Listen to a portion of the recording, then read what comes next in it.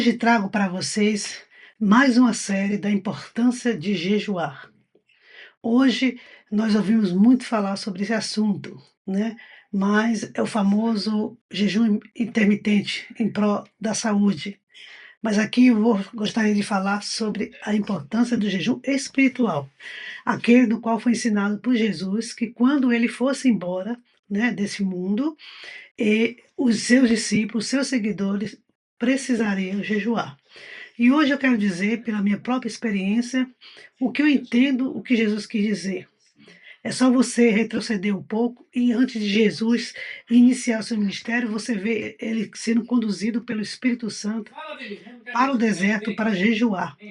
E se você observar os 40 dias, ele foi confrontado pelo inimigo em todas as áreas da sua vida, do qual ali estaria a nossa vitória, né? Porque foi dessa forma que em Hebreus ele vai falar que ele foi tentado com toda sorte de tentações e por isso nos entende e nos compreende.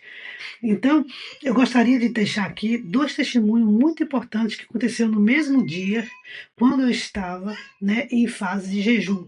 Desde que eu me converti, né, depois dos meus 18, 15 anos me converti, nasci de novo, mas eu comecei a praticar o jejum a partir dos 18 anos.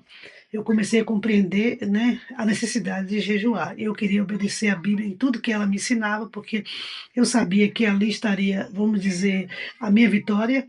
Então eu comecei. E quando eu comecei, iniciei o jejum, aconteceram coisas sobrenaturais. Até hoje acontecem coisas sobrenaturais. Então eu entendi que a importância do jejum é que ele nos deixa sensível ao mundo espiritual. Se você quer ver o que está por trás de uma situação que você já fez de tudo na sua vida, né? E não descobre a causa, eu te garanto que o jejum é um princípio poderoso para que você descubra rapidamente. E o próprio Jesus disse, né? Quando os discípulos ficaram chocados porque eles não conseguiram libertar aquele jovem lunático, né? Então Jesus disse que certa caixa de demônios ela só sai com jejum e oração. Então, aqui eu vou compartilhar com vocês o que eu acredito que Jesus quis dizer nessa situação. Apesar que já ouvi vários outros, como é que se diz, conceitos sobre essa situação. Mas na minha vida, na minha experiência, eu prefiro acreditar que o jejum te deixa sensível e faz com que você enxergue o mundo espiritual com mais clareza. Porque foi isso que aconteceu e tem acontecido ao longo da minha vida. Então, o testemunho de hoje foi interessante. Eu estava num período, acho que o 11º dia, e fui convidada por uma amiga para ir com ela comprar o óculos dela, que ela iria fazer um exame, né? E como a pupila estaria dilatada, ela queria um auxílio para ajudar a chegar, né, até a loja para comprar os seus óculos. E chegando nós, né, na loja, né, a loja ainda estava em arrumação, acho que tinha acabado de abrir, e as lojas no Brasil, né, como qualquer lugar do mundo, aqui no Japão também é assim, as vidraças é tudo espelhada, né, tanto na frente como atrás da pessoa, né, o balcão, tudo vai ter espelhado. E quando eu entrei naquela loja com a minha amiga, de repente algo aconteceu, de maneira sobrenatural. Os vidros começaram a rachar. A pessoa que estava arrumando, tudo que ela tocava, quebrava, se despedaçava, né? Era aquele barulho horrível. Então eu percebi ali que havia uma ação maligna. Como eu cheguei, né? Então o inimigo ficou furioso e provavelmente aquela pessoa ali estava sendo perseguida por algum espírito maligno. Então eu virei de costa para ela, né? E diante do espelho eu olhava para ela, eu falava: Satanás, solte essa vida agora em nome de Jesus.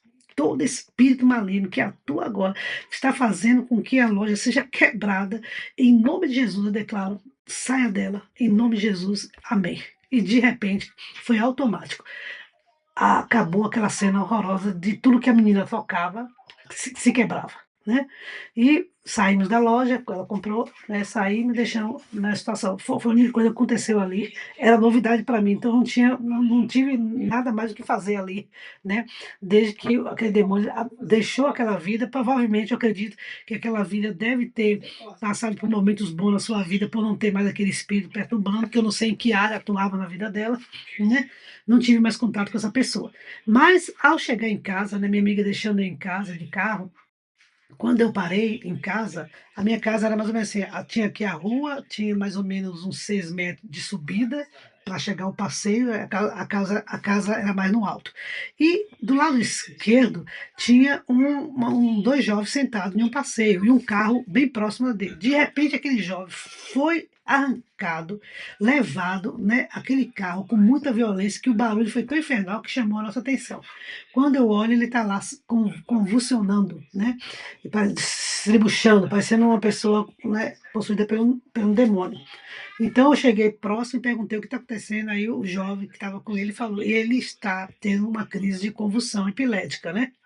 Então eu quero dizer para você que nem toda doença ela é provida de um espírito maligno, mas no caso daquele jovem ali era igualzinho o que Jesus expulsou, porque os discípulos não tiveram condição, né? Então aquele jovem foi o mesmo caso. Né? Aquela doença ela é provida de um espírito maligno na vida dele. E já falei isso aqui, né? Vou adiantar que você, ao ler os evangelhos, você vai encontrar essa prova de que tem doenças que são espirituais. Ela é colocada na sua vida pelo demônio, pelo espírito maligno. E tem aquelas doenças que elas provêm do estilo de vida que a pessoa tem, né? Desorganizada, que leva o corpo, né? A ser submetido de uma forma que leve a enfermidades, né? Então, só para você ter uma ideia, porque você vai ver isso na Bíblia, Jesus repreendendo espírito de enfermidade, espírito de surdez, espírito de mudo, né? E quando Jesus atua falando palavra espírito disso, significa que aquela doença ali, aquela surdez, aquela cegueira, era proveniente de um ataque maligno, né? E quando era só enfermidade, ele só usava esse termo, né? Curava a pessoa e só falava sobre a enfermidade. Então, voltando. Então, a gente levou aquele jovem para minha casa, né? Levamos eu, a minha amiga e mais aquele rapaz, sentei ele no sofá e eu, meu esposo e essa amiga começamos a orar, repreender aquele espírito maligno que atuava na saúde daquele jovem.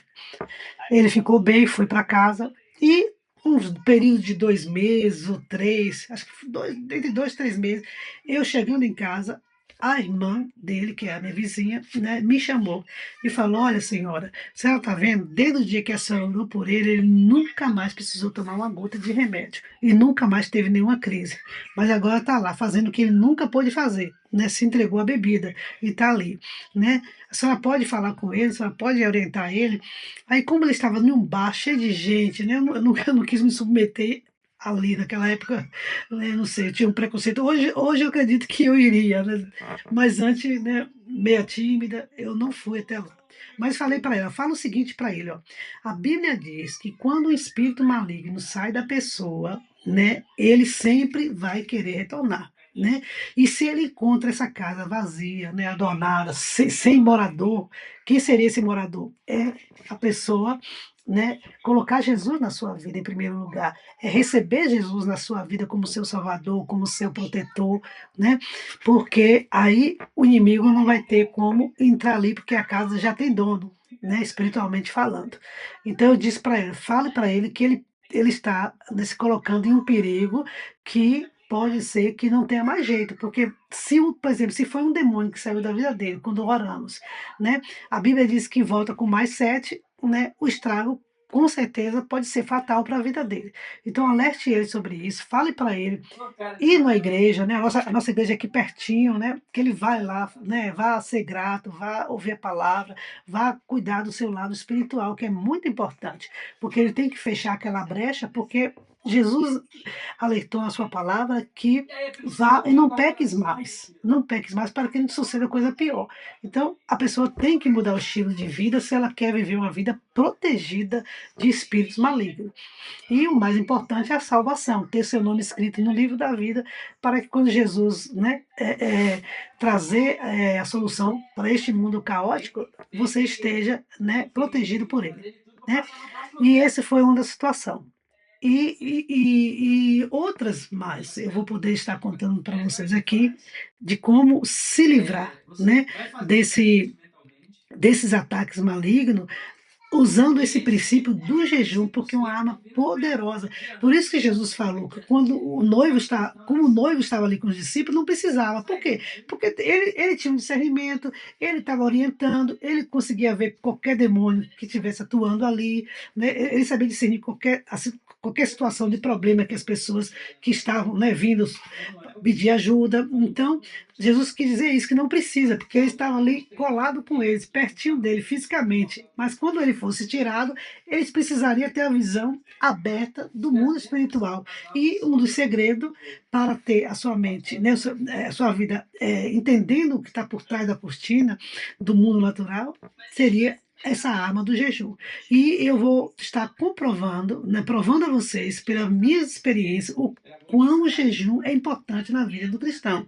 E lembre que Jesus falou, quando os discípulos não conseguiam libertar aqueles lunáticos, foi que ele disse, né, que tem certa caixa de demônio que só sai com jejum e oração. Então eu deixo aqui para vocês essa orientação, que vocês possam usar o jejum espiritual. Não, o crente é uma perda de tempo o crente pensar só em fazer jejum intermitente pensando na saúde natural, física, quando ele pode adquirir as duas coisas ao mesmo tempo e o mais importante sendo o jejum espiritual. Então não perca tempo só querer fazer jejum intermitente, porque você vai colher só talvez benefícios naturais, mas o espiritual, que é o mais importante, vai fazer você descobrir qual é a causa de qualquer problema que está sendo amarrado, que está tendo dificuldade né, de se manifestar na sua vida um milagre, uma cura, uma providência financeira, um relacionamento difícil com o filho, com o esposo, com o cônjuge.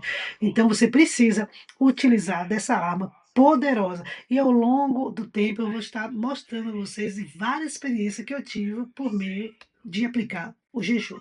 Amém? Deus te abençoe, que o Espírito Santo possa iluminar a vida de vocês, dar força. É uma das coisas que eu faço quando eu tenho dificuldade de jejuar até hoje. Eu começo a falar: Espírito Santo, me ajude. Eu preciso abrir um jejum.